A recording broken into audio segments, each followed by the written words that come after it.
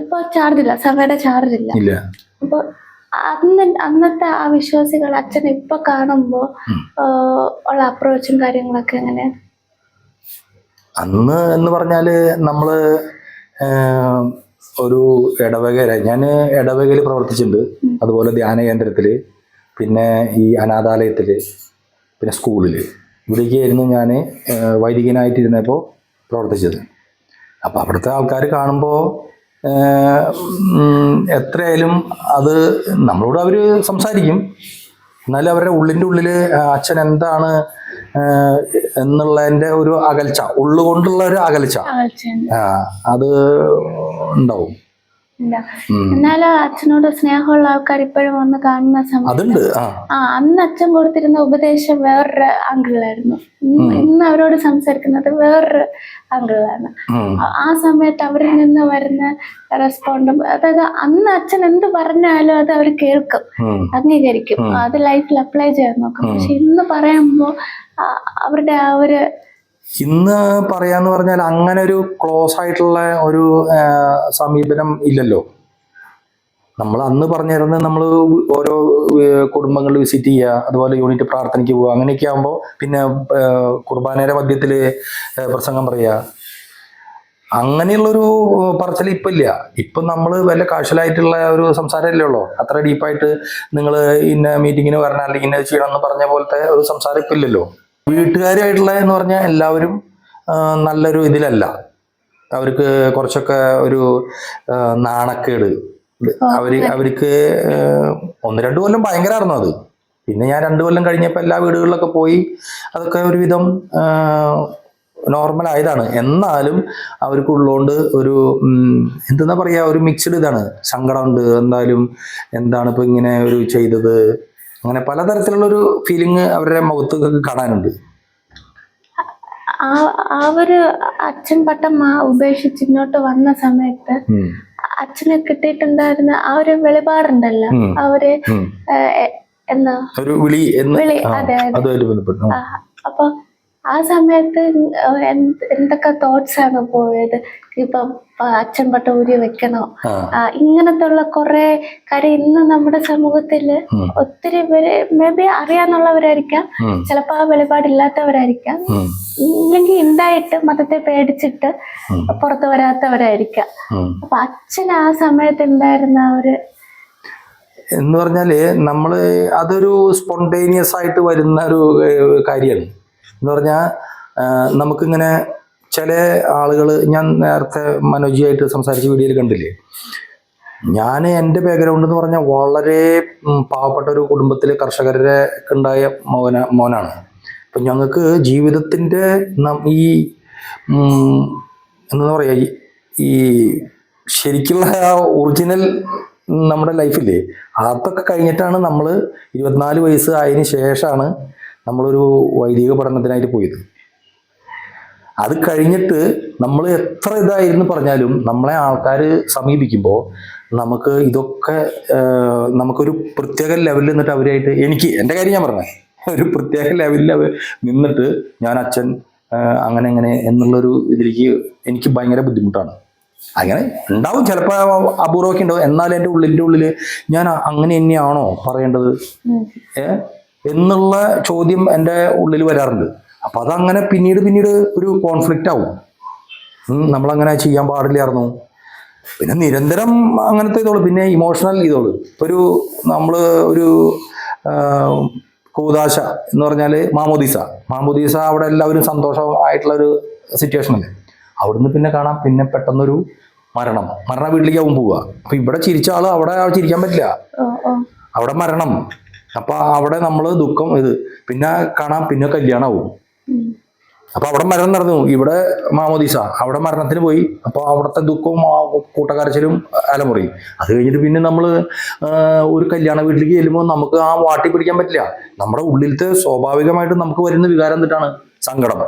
അവിടെ അവരുടെ കരച്ചില്, പെട്ടെന്നുള്ള വേർപാട്, അങ്ങനെയുള്ള ഒരിത്. പക്ഷെ നമുക്ക് ആ കല്യാണ വീട്ടിലേക്ക് ചെല്ലുമ്പോൾ നമ്മൾ അങ്ങനെ പോകാൻ പിടിച്ചു കഴിഞ്ഞാൽ ആൾക്കാരും എന്താ അച്ഛന് പറ്റി, അച്ഛനെന്തോ എന്നോട് എന്താ, അതുവരെ നമ്മള് സന്തോഷമായിട്ട് ഇടപെട്ട ആൾക്കാരല്ലേ. അപ്പൊ നമ്മുടെ മനസ്സിലുള്ള ഒരു ദുഃഖം നമുക്ക് അങ്ങനെ അങ്ങനെ കാണിക്കാൻ പറ്റില്ല നമ്മുടെ മുഖത്ത്.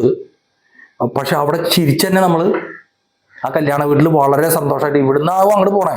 പക്ഷെ ആ കല്യാണ വീട്ടിൽ നമ്മൾ നല്ലോണം അഭിനയിക്കേണ്ടി വരും. അത് ശരിക്കും നമ്മുടെ ഒരു മനുഷ്യനത് അക്സെപ്റ്റഡ് അല്ല. ആ ശുശ്രൂഷയിൽ നിന്നാലും നമുക്കത് അറിയുള്ളൂ. മനസ്സിലായി? അവിടെ ശരിക്കും ഒന്നാന്തര അഭിനയാണത്. എന്ത് നമ്മൾ ചിരിക്കുന്നുണ്ടെങ്കിൽ അവിടെ മനസ്സിലായോ ഞാൻ പറയണത് എന്താ? അപ്പോ ഇങ്ങനെയൊക്കെയുള്ള ഇമോഷണൽ ആയിട്ടുള്ള കുറെ ഇതോട് വരും ഇതിൻ്റെ ഉള്ളിൽ. ഇത് നിരന്തരമാണ്. അത് ഞാൻ അവസാനം ഇരുന്ന ഒരു ഇടവക എന്ന് പറഞ്ഞു കഴിഞ്ഞാൽ കുറച്ച് ഇടവക്കാരുള്ളൂ. പക്ഷെ ആദ്യം ഇരുന്ന ഇടവകയിൽ 900 വീട്ടുകാരുണ്ട്. എന്നിട്ട് ഞാൻ തന്നെ അവിടെ 22 ആൾക്കാരെ മരിച്ച് സംസ്കാരം ചെയ്തു. മരിച്ചടക്ക് ഞാൻ നടത്തി. അപ്പൊ കപ്പ്യാരി ചോദിക്കായിരുന്നു, അച്ഛാ ഇത് നിർത്താറായില്ലേ, ഇതെന്ത് പരിപാടി? അപ്പോ ഇത് മാത്രമല്ല, ഞാൻ 1-2 എക്സാമ്പിൾ പറഞ്ഞല്ലോ. മാമോദീസ കഴിഞ്ഞാൽ കല്യാണം, അല്ല മരണം, അത് കഴിഞ്ഞാൽ കല്യാണം കഴിഞ്ഞാൽ പിന്നെ അതിർത്തി തർക്കം, അപ്പോഴേക്കും കുടുംബ യൂണിറ്റ്. ഇങ്ങനെ ഒരു ഉള്ളിലൊരു വളർച്ചക്കുള്ള ടൈമില്ല. ഉള്ളില് നമുക്ക് ഉണ്ട്. നമ്മൾ ശാന്താവും. ഒരു 9 മണി വരെയൊക്കെ നമ്മുടെ കൂട്ടത്തിൽ ഉണ്ടാവും. യൂത്തൊക്കെ ആയിട്ട് അവരെല്ലാവരും വരും. ക്യാരംസ് കളിക്കാനോ അല്ലെങ്കിൽ വർത്താനം പറയാനോ അല്ലെങ്കിൽ നമുക്ക് വോളിബോൾ കളിക്കാനൊക്കെ യൂത്ത് വരും. പക്ഷെ അവരങ്ങോട്ട് ഒഴിവായി കഴിഞ്ഞ് നമുക്ക് സമയം കിട്ടും. സമയം കിട്ടായൊന്നുമില്ല. ഒരു മതപുരോഹിതൻ എന്ന് പറഞ്ഞാൽ അവിടെ നമ്മൾക്ക് അവിടെ കുറച്ചൊക്കെ ഒരു അഭിനയം കൂടി ഉണ്ടായാലേ പറ്റുള്ളൂ. അങ്ങനത്തെ ഇപ്പൊ ഒരു സിനിമ നടന്റെ ജീവിതം എങ്ങനെയാ? അവര് ഭക്ഷണം കഴിക്കണ നേരത്ത് നോർമലായിട്ട് അവർക്ക് വർത്താനം പറയാം. പക്ഷെ പെട്ടെന്ന് പറയും, ഇതിലെ ദൃശ്യത്തിലെ ഈ റോള്, അതല്ലെങ്കിൽ ഇപ്പൊ വേറൊരു പടം ഇപ്പൊ പറഞ്ഞില്ലേ തുടരും, ഈ റോൾ എന്ന് പറയുമ്പോൾ അവർ അതിലേക്ക് മാറണ്ടേ? അതൊരു അഭിനയാണ്. വാസ്തവത്തിൽ ആ റോള് അവരുടെ റിയൽ അല്ല. അതുപോലെ തന്നെയാണ് ഒരു പുരോഹിതന്റെ ജീവിതത്തിൽ സംയമനം പാലിക്കേണ്ട ഒരുപാട് കണ്ണുകളാണ് നോക്കണേ. നമ്മളിപ്പോ ഈ ക്യാമറയുടെ മുന്നിൽ എങ്ങനെയാണ് ഇരിക്കണേ? നമുക്ക് നല്ലോണം ഒരു അവയർനെസ്സിലല്ലേ നമ്മൾ ഇരിക്കണേ. ഇത് 24 hours ആണ് ക്യാമറ. ഒരു പബ്ലിക് പേഴ്സൺ എന്ന് പറയുമ്പോൾ ഇത് കാലത്തോട്ട് വൈകുന്നേരം വരെ നമ്മൾ ഒരു ആളുകളുടെ കണ്ണിലാണ്. ഞാൻ പറഞ്ഞത് മനസ്സിലാവണ്ട? അപ്പൊ അതിൻ്റെതായിട്ട് ഒരു പ്രഷർ ഉണ്ട്. നമുക്ക് ഒരു നോർമലായിട്ടുള്ള ഒരു ആ ലോഹയിട്ട് നിന്നിട്ട് ആൾക്കാരുടെ ഒരു എക്സ്പെക്ടേഷൻ ഉണ്ടല്ലോ, ഒരു വൈദികൻ എങ്ങനെ പ്രവർത്തിക്കണം, അല്ലെങ്കിൽ എങ്ങനെ സംസാരിക്കണം, ബോഡി ലാംഗ്വേജ് എങ്ങനെ വേണം, അങ്ങനെ. അപ്പോൾ അതിൽ നമ്മൾ എത്തിമുട്ടാൻ വേണ്ടി കുറെ അനുഭവങ്ങൾ പാടുപെടേണ്ടി വരും. ഈ അനുഭവം, ഈ സാഹചര്യങ്ങൾ ഉണ്ടാകുമ്പോൾ സന്തോഷത്തിന്റെ, ദുഃഖത്തിന്റെ, ദേഷ്യത്തിന്റെ, ഇപ്പൊ ഒരാളോട് എന്തെങ്കിലും പറഞ്ഞ് അയാളെ കറക്റ്റ് ചെയ്ത് നമ്മളൊന്ന് ദേഷ്യപ്പെടേണ്ടി വരും. ആ ദേഷ്യപ്പെട്ട് പിന്നെ നോക്കേണ്ടത് വളരെ ഒരു സ്നേഹവും സഹതാപവും ഒക്കെ പ്രകടിപ്പിക്കേണ്ട ഒരു വ്യക്തിയാവും വരിക. ഒരാളോട് നല്ല ചൂടായി ദേഷ്യപ്പെട്ട് നിൽക്കുന്ന നേരത്ത് പിന്നെ നീ പോടാ അവിടെ നിൽപ്പോൾ അത് ശരിയാവില്ല എന്നൊക്കെ പറഞ്ഞ് ഒക്കെ ആവും ചിലപ്പോൾ നമ്മൾ സംസാരിച്ചിട്ടുണ്ടാവുക. അത് കഴിഞ്ഞിട്ട് ഇവിടെ വരുമ്പോൾ ഈ ആൾക്ക് കൊടുക്കേണ്ട നീതി എന്നിട്ടാ സഹതാപവും സ്നേഹവും. അപ്പൊ ഈ ഒരു അവസ്ഥയിൽ നിന്ന് ഇതിലേക്ക് കടക്കുക എന്ന് പറഞ്ഞാല് അത് നല്ല ബുദ്ധിമുട്ടുള്ള കാര്യമാണ്. നമുക്ക് ആ ദേഷ്യം ഇവരോട് പ്രകടിപ്പിക്കാൻ പറ്റില്ല. അവരെ അർഹിക്കണ്ട ഇല്ലല്ലോ. അപ്പൊ അവിടെ ഒരു പുരോഹിതൻ നല്ല ഒന്നാന്തരം അഭിനേതാവാണ്. അഭിനയിക്കാൻ കഴിവ് വേണം. പിടികിട്ടിയ? അപ്പോ ഇങ്ങൊരു ചോദിച്ചെന്താണ് ഈ എന്താന്ന് പ്രാർത്ഥിക്കാൻ സമയം കിട്ടും? പ്രാർത്ഥിക്കാനുള്ള സമയമല്ല. അച്ഛനിപ്പോ സഭയുടെ ചാർജ് നിന്നിട്ട് അതായത് മതത്തിൻ്റെതായ ആത്മീയത വിട്ടിട്ട് ശരിക്കുള്ള ആത്മീയതയിലേക്ക് വരുന്ന ആ ഒരു സമയത്ത്, അതായത് ആ ഒരു ബ്രേക്കിംഗ് ടൈം ഉണ്ടല്ലോ, ആ ഒരു കോളിംഗ് കിട്ടിയ ഒരു ടൈം, ആ ടൈം എങ്ങനെയായിരുന്നു എന്നുള്ളതാണ്. ആ ടൈം അങ്ങനെ സ്പോണ്ടേനിയസ് ആയിട്ട് ഒരു ഡിസിഷൻ എടുത്ത് പെട്ടെന്ന് അല്ല. അത് എന്ന് പറഞ്ഞാൽ ഞാൻ 5-6 മാസം എൻ്റെ മനസ്സിൽ ഇത് ഇനിയുണ്ട്. ഇത് ഞാൻ കുറച്ചുകൂടി എനിക്കൊരു സമാധാനമായിട്ട് ഒരു സിമ്പിൾ ആയിട്ടുള്ള ഒരു ലൈഫ് വേണം. ഈ മത പൗരോഹിത്യം അതിൻ്റെ കുറെ കാട്ടിക്കൂട്ടലുണ്ടല്ലോ, അതിൽ നിന്ന് കുറച്ചുകൂടി സമാധാനം വേണം. ഇതെൻ്റെ മനസ്സിൽ ഒരു 5-6 മാസം ഇങ്ങനെ കിടന്ന് പിന്നെ എനിക്ക് ഈ പാവപ്പെട്ടവർക്ക് എന്തെങ്കിലും എൻ്റെ ജീവിതം കൊണ്ട് ചെയ്യണം. അതാണ് എൻ്റെ മനസ്സിൽ. അല്ലാണ്ട് പള്ളി പണിതുണ്ടാക്കണം, അല്ലെങ്കിൽ ഇങ്ങനെയുള്ള ഈ മതപരമായിട്ടുള്ള കാര്യത്തിൽ വിട്ടിട്ട് എനിക്ക് സോഷ്യലായിട്ടുള്ള കാര്യങ്ങളാണ് എനിക്ക് താല്പര്യം. അപ്പോൾ അതിന് ഞാൻ ഈ MSW പഠിക്കാൻ വേണ്ടിയിട്ട് ഒരു അനുവാദം ചോദിച്ചു. അപ്പോൾ അച്ഛൻ പറഞ്ഞു അങ്ങനെ ഇപ്പോൾ MSW പഠിക്കാനായിട്ട് വിടാനായിട്ട് ഒരു ഓപ്ഷൻ ഇല്ല. അച്ഛന് വേണമെങ്കിൽ ഇനി അടുത്ത മാറ്റം അടൂർക്കാണ്. അപ്പോൾ വേണമെങ്കിൽ അവിടെ വികാരിയായിട്ട് ഇരിക്കുമ്പോൾ ചേർന്ന് അച്ഛന് വേണമെങ്കിൽ ഈ നമ്മൾ ഓൺലൈനിൽ ചെയ്യില്ലേ കോഴ്സ്, അതേപോലെ വേണമെങ്കിൽ ചെയ്തോളാൻ പറഞ്ഞു. അപ്പോൾ അതൊക്കെ കുറച്ച് ബുദ്ധിമുട്ടുള്ള കാര്യമൊക്കെ തന്നെയാണ്. നമ്മളൊരു ഇടവകേരെ ചാർജിൽ ഇരിക്കുകയും അതിൻ്റെ ഒപ്പം പഠിക്കുക എന്ന് പറഞ്ഞു കഴിഞ്ഞാൽ അത് പാടായിട്ടുള്ള കാര്യമാണ്. അപ്പോൾ അതൊക്കെ ആയപ്പോൾ ഞാനിങ്ങനെ റിഫ്ലക്ഷൻ ആയി തുടങ്ങി. അത് കഴിഞ്ഞിട്ട് ഞാൻ ആ ഉണ്ടായിരുന്ന ഇടവകയിൽ 4-5 കൊല്ലം ഉണ്ടായിരുന്നു. അവിടെ ഞാൻ അത് നമുക്ക് ചെയ്യാവുന്ന കാര്യങ്ങളൊക്കെ ചെയ്ത് ഭംഗിയായി. അപ്പോൾ അടുത്ത ഇടവകയിലേക്ക് പോകാൻ വേണ്ടിയിട്ട് ഞാൻ എൻ്റെ പുസ്തകം ലഗേജൊക്കെ എടുത്തിട്ട് അപ്പം ഞാൻ പ്രൊവിൻഷ്യലോട് പറഞ്ഞു എനിക്ക് 10-15 ദിവസം ഒരു വീട്ടിൽ പോകാനും ഒക്കെ വേണം, അവിടെ ചാർജ് എടുക്കണേക്കാളും മുന്നേ. എന്നിട്ട് ആ പോക്ക് പിന്നെ നാട്ടിൽ പോയി വീട്ടിൽ നിന്ന് പിന്നെ ഞാൻ ആ പുതിയ ഇടവകയിലേക്ക് ഞാൻ ചാർജ് എടുക്കാൻ പോയില്ല. ഞാൻ ലെറ്റർ എഴുതി എനിക്ക് സമാധാനമായിട്ട് ഇങ്ങനെയുള്ള ജീവിതം, കുറച്ച് മനസമാധാനം വേണം. ഈ മനസമാധാനം നഷ്ടപ്പെടുന്നതിൻ്റെ ആർട്ടിഫിഷ്യാലിറ്റി കാരണം കൊണ്ടാണ്. ഇപ്പോൾ ഞാനിങ്ങനെ ഇരുന്ന് സംസാരിക്കുന്ന പോലെയല്ല ഞാൻ ലോഹിട്ട് ഇരുന്ന് കഴിഞ്ഞാൽ സംസാരിക്കേണ്ടത്. നമ്മൾ ആ വലിയൊരു സഭയുടെ വലിയൊരു സമൂഹത്തിനെ റെപ്രസെന്റ് ചെയ്യുന്ന ആളാണ്. ഇങ്ങോരെ എന്നെ തുപ്പി കഴിഞ്ഞാൽ അങ്ങോർക്ക് ഞാൻ ഉമ്മയ്ക്കോ? അങ്ങോരെന്നെ പറഞ്ഞേ, അങ്ങോരെൻ്റെ മുഖത്ത് തുപ്പി നിൽക്കേ എനിക്ക് ഉമ്മയ്ക്കാൻ പറ്റുമോ? എന്താ ഞാൻ മാനുഷികമായിട്ട് ഞാൻ എന്താ ചെയ്യുക? അപ്പോൾ അതുപോലെയല്ല ഒരു വൈദികനായിട്ട് വലിയൊരു സമൂഹത്തിന് 230-240 കോടി ജനങ്ങളാണ് ക്രിസ്ത്യാനികൾ അല്ലേ? അപ്പൊ അതിനെ റെപ്രസെന്റ് ചെയ്യണ ഈശോയുടെ പ്രതിപുരുഷനെ റെപ്രസെന്റ് ചെയ്യാന്ന് പറഞ്ഞാൽ ഇതും വേണം. അത് കുറച്ച് ആർട്ടിഫിഷ്യാലിറ്റി വേണം. അതിന് സ്വാഭാവികമായിട്ടുള്ള ഒരു ഇതോട് നമുക്ക് പ്രതികരിക്കാൻ പറ്റില്ല സാഹചര്യങ്ങളോട്. അവിടെ അതിൻ്റെ ഒരു എന്നാലും അച്ഛൻ അങ്ങനെ പറയാൻ പാടില്ലായിരുന്നു എന്ന് പറയും. അത് അങ്ങനെയാണ്. ഫാമിലിയിലൊക്കെ അങ്ങനെയായിരുന്നു. ഫാമിലിയിൽ എങ്ങനെയായിരുന്നു അച്ഛൻ പൗരോഹിത്യം ഉപേക്ഷിച്ച സമയത്ത്? ഫാമിലിയിൽ എന്ന് പറഞ്ഞാൽ ഞാൻ എവിടെയും എനിക്ക് ആ ഒരു ഇതിന്റെ ഉള്ളിൽ നിൽക്കുന്ന സമയത്ത് മാത്രമാണ് നമുക്ക് അങ്ങനെ ഒരു ക്രൈസിസ് പോലെ വരുന്ന ഒരു ഇതുള്ളൂ. അതല്ലെങ്കിൽ നമുക്ക് എല്ലാവർക്കും ഓരോ സ്വതസിദ്ധമായിട്ടൊരു സ്വാഭാവികമായിട്ട് സംസാരിക്കാനും പെരുമാറാനായിട്ട് ദൈവം ഒരു അനുഗ്രഹം തന്നിട്ടില്ലേ? അതാണ് നമ്മൾ ഈ കാര്യം കൊണ്ട് മറയ്ക്കാൻ ശ്രമിക്കണേ, പല തരത്തിലുള്ള അഭിനയം കൊണ്ട്. ഇപ്പോൾ ഇങ്ങോർക്ക് ഇന്ദിരാഗാന്ധിയായിട്ട് 3 ദിവസം ഇവിടെ നിന്ന് അഭിനയിക്കാൻ പറഞ്ഞാൽ എന്തോരം സ്ട്രെസ് ഉണ്ടാവും. ഇങ്ങൊരു കനിമൊഴിയല്ലേ, കനിമൊഴിക്ക് എങ്ങനെ ജീവിക്കണമെന്ന് ദൈവത്തിന് ഒരു പ്ലാനും പദ്ധതി ഉണ്ട്. ആ ഇതനുസരിച്ച് കനിമൊഴിക്ക് ജീവിക്കാൻ പറ്റുള്ളൂ. അപ്പം ആ മദർ തെരേസ വേണമെങ്കിൽ പരമാവധി ഒക്കെ ചെയ്യാൻ പറ്റും, പക്ഷെ അതിനൊരു ലിമിറ്റ് ഉണ്ട്. ഈ മതപൗരോഹിത്യം എന്ന് പറയുന്നത് ആൾക്കാർ ഇങ്ങനെ ഒരു പ്രത്യേകമായിട്ട് സാധാരണ ആൾക്കാരാണ്. അതുപോലെ തന്നെ ഇതിൻ്റെ ഉള്ളിലുള്ളവരും പുറത്തുള്ളവരും ഒരു കാഴ്ചപ്പാടുണ്ട്. ആ കാഴ്ചപ്പാടിലേക്ക് നമ്മൾ ഫുൾഫിൽ ചെയ്യാന്ന് പറഞ്ഞാൽ അത് എനിക്ക് തോന്നുന്നില്ല അത് ഒരു ആത്മീയത എന്ന് അതിനെ പറയാൻ പറ്റില്ല. മനസ്സിലായ? ആത്മീയത എവിടെയാണ് കിടക്കണേ? എനിക്കിപ്പോൾ വയറ് വേദന എടുക്കണമെന്ന് വെച്ച് കഴിഞ്ഞാൽ അയ്യോ എന്താണ് കാപ്പി കുടിച്ച് ശരിയായില്ല, ഇതാണ് ആത്മീയത. മനസ്സിലായില്ലേ? എനിക്ക് വയറ് വേദന എടുക്കുന്നുണ്ട്, ആ കാപ്പി കുടിച്ച് ശരിയായില്ല എന്ന് തോന്നുന്നുണ്ട്, കനിമൊഴി എന്ന് പറയുന്നതാണ് ആത്മീയത. പക്ഷേ ഈ എനിക്ക് വേദന എടുക്കണ്ടാനും പക്ഷെ ഞാനിങ്ങനെ അഭിനയിക്കുക, എനിക്കൊരു പ്രശ്നമില്ല എന്ന് പറഞ്ഞ് മസിൽ പിടിച്ച് ഇങ്ങിയിരിക്കുക, അതിനെ പറയുന്ന പേരാണ് അഭിനയം. പിടിയില്ല. അപ്പം നമുക്ക് ഇത് ജീവിതാവസാനം വരെ ഇങ്ങനെ അഭിനയിച്ച് തീർക്കാനുള്ളതല്ലല്ലോ നമുക്ക് നമ്മുടെ ജീവിതം. അപ്പം ആ ഒരു ഇതിൽ ഞാൻ കുറേയൊക്കെ ഞാൻ അതിൻ്റെ ഉള്ളിൽ നിന്നിട്ടൊക്കെ ഞാൻ സ്വാഭാവികമായിട്ട് കാര്യങ്ങൾ ചെയ്യാനും പറയാനൊക്കെ പരിശ്രമം നടത്തി.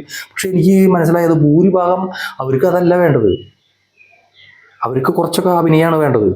എങ്ങനെയാച്ചാ അതൊക്കെ പറഞ്ഞാൽ എങ്ങനെയാ ശരിയാവുക? ഈശോ പലതും പറയും, അത് പറഞ്ഞിട്ട് ഇവിടെ നടക്കേണ്ട കാര്യം പറയുമെന്ന് പറയാ.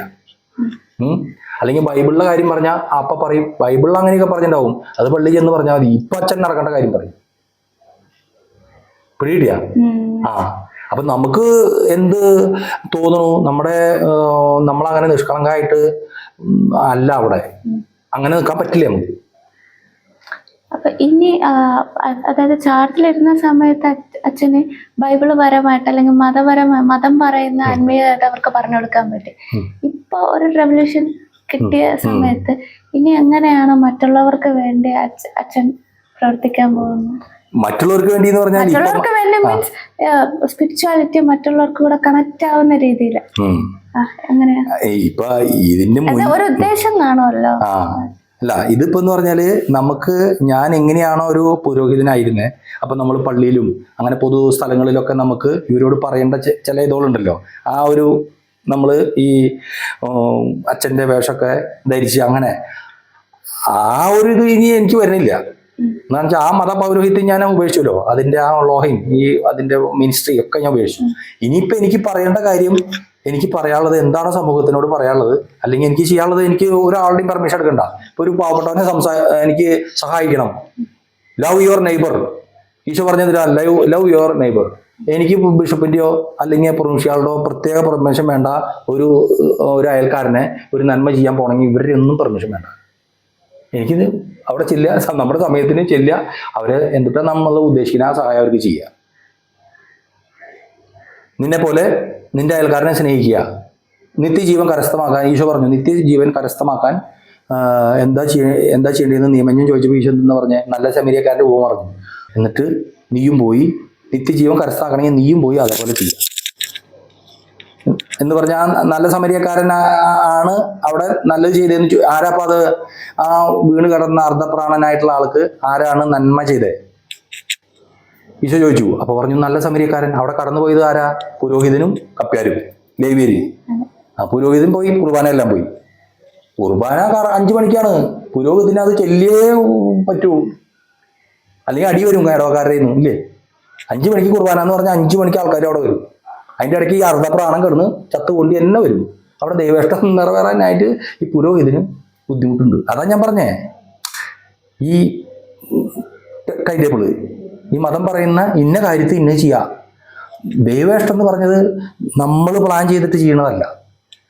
ദൈവേഷ്ടം നമുക്ക് ചെയ്യാൻ തുടങ്ങുമ്പോൾ അതിൽ നമ്മുടെ ഇഷ്ടങ്ങളല്ലാണ്ട് ചില കാര്യങ്ങൾ അവിടെ ഉണ്ട്. നമ്മുടെ ഇഷ്ടത്തിന് പോയി 5 മണിക്ക് കുർബാനയില്ല അവസാനിപ്പിച്ചു, അത് കഴിഞ്ഞ് 4 മണിക്ക് കൊന്തയില്ല എന്നുള്ളതല്ല. നമ്മളാ പോകുന്ന വഴിക്ക് തന്നെ ഉണ്ട് ചില ദൈവേഷ്ടങ്ങളും അർദ്ധപ്രാണനും പാവപ്പെട്ടവരും കഷ്ടപ്പാടുള്ളവരും ഉപദേശം കിട്ടുന്നവരും രക്ഷിക്കേണ്ടവരും. ഇപ്പോൾ കനിമൊഴിയുടെ പോലത്തെ ഒരു പെൺകുട്ടിയാണ്, 22 വയസ്സുള്ള ഒരു പെൺകുട്ടിയാണ് അർദ്ധരാത്രി കയറുമ്പ തൂങ്ങി. അന്ന് ഞാൻ ഈ ഒരു അനാഥാലയത്തിൽ സേവനം ചെയ്യുന്ന സമയത്ത്, അപ്പോൾ കുട്ടികളാണ് എന്നോട് വന്ന് പറഞ്ഞ് ഇത് കയറുമ്പ തൂങ്ങി. ഞാൻ ചെന്ന് നോക്കുമ്പോൾ 5 മിനിറ്റ് എടുത്തു ഞാൻ ഓടിച്ചെല്ലാൻ അവിടെ രാത്രി. ഞാൻ മറ്റേ വർഷാവസാന കുർബാനയുണ്ടല്ലോ, അതിന് വേണ്ടി പ്രസംഗം അന്ന് ഞാനാണ്. അപ്പം അതിന് വേണ്ടിയിട്ട് ഞാൻ ഇങ്ങനെ ഒന്ന് ഒരുങ്ങണ സമയത്താണ് ഇത് വന്ന് പറയണേ. ഞാൻ ഓടി ചെല്ലുമ്പോൾ നാവൊക്കെ തുറച്ച് ഇങ്ങനെ കിടക്കുകയാണ്. ഇത്ര സൺസൈഡിൽ നിന്ന് ചാടിയാണ്, കഴുത്തിൽ സാരി കെട്ടിയിട്ട്. ഞാനിങ്ങനെ പിടിച്ച് പൊന്തിച്ചു, മക്കളെ സാരി മുറുക്കിയെന്ന് പറഞ്ഞു. അപ്പോൾ പൊന്തിക്കുകയും ഈ പെൺകുട്ടി വലിയ ശ്വാസം വലിച്ച് അതിന് ജീവൻ കിട്ടി. ഒരു പുരോഹിതൻ, സാധാരണ പുരോഹിതൻ ഇത് ചെയ്യുമോ? അവർക്ക് പേടിയുണ്ടാവും. പോലീസ് നായ ആരുടെ അടുത്ത് ആദ്യം വരിക? ഈ മണം പിടിച്ചിട്ടല്ലേ വരിക. ഇപ്പൊ ഞാൻ പൊന്തിച്ച സമയത്ത്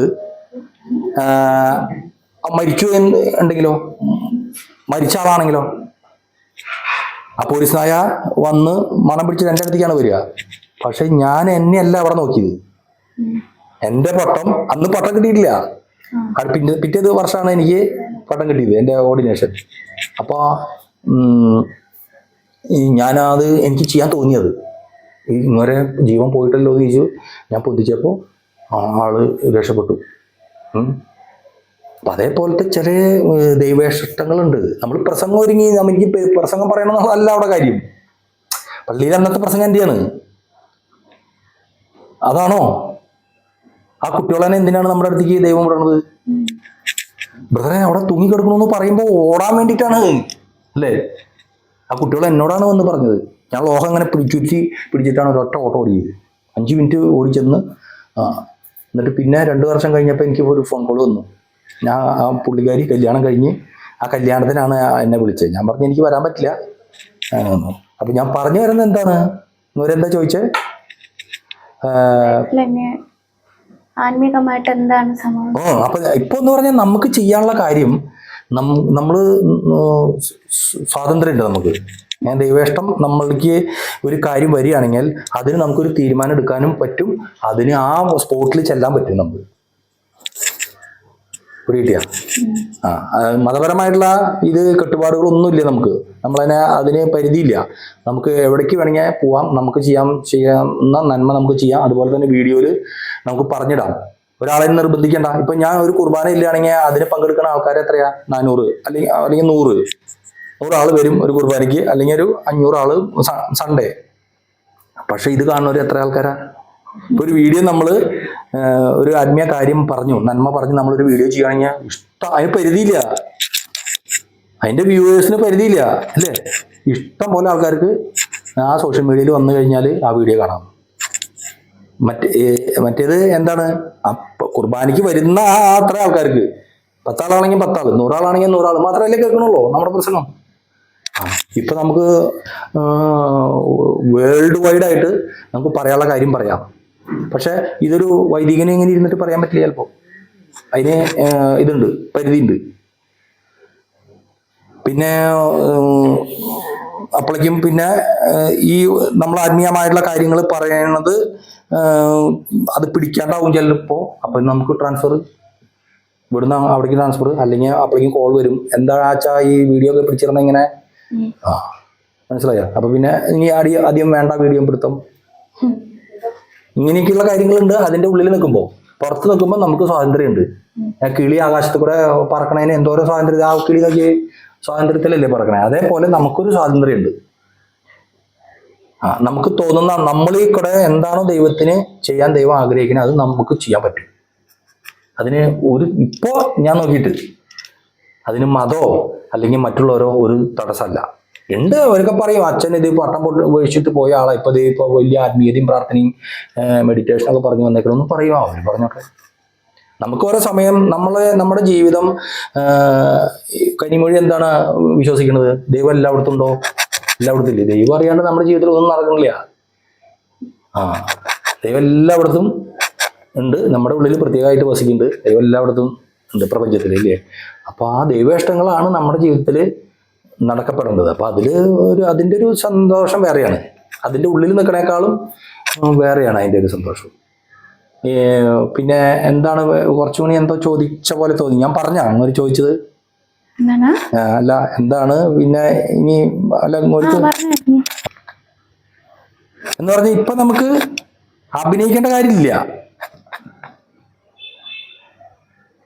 മനസ്സിലായ? അത് പുറത്തുള്ള ആൾക്കാർക്ക് തോന്നുകയാണ്. ഈ ഒരു അച്ഛൻ ഒരു ലോക്കിയൊക്കെ ഇട്ടിരുന്നിട്ട് ഒരു അച്ഛൻ സംസാരിക്കല്ലേ ഇടപെടുമ്പോ അവർക്ക് തോന്നുകയാണ് അത് ആത്മീയതയാണ്. പക്ഷെ അതല്ല ആളത് അഭിനയാണ്. ഇപ്പൊ ഞാൻ കാണിച്ചു തരാം.